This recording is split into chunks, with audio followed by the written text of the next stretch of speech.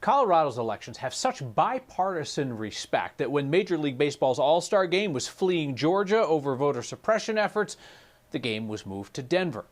Politics guy Marshall Zellinger wondered, though, if Colorado is such a good example of how you should run an election, why did Democrats at the state capitol just introduce an 82-page bill to change the way they work?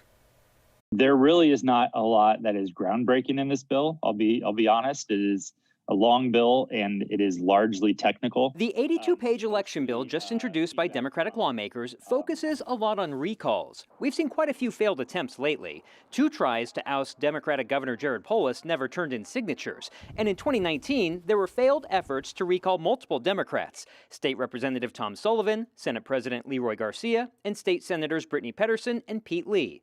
For recall petitions, this bill states that if the person asking for your signature is paid, they would have to wear a badge that says "Paid Circulator" in all caps with their name and phone number.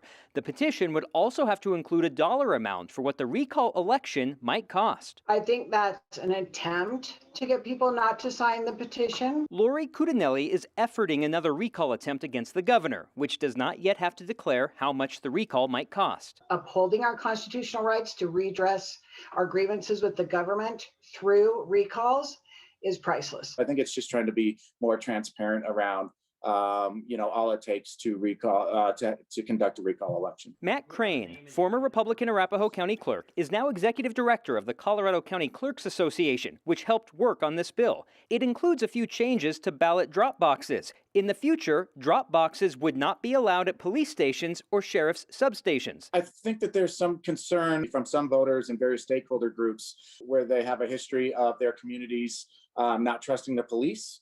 And so I think that's where that concern comes from. The ones that exist now can stay. Denver's most popular drop box is at the Denver Police Station at I-25 and University. Douglas County has one at the Highlands Ranch Sheriff's Office substation. And just like in-person voting, those drop boxes would have to stay open to anyone in line on election night at 7 p.m. Just because we feel we're ahead of the rest of the country in the way that we conduct our elections doesn't mean that we still don't have room to grow and improve.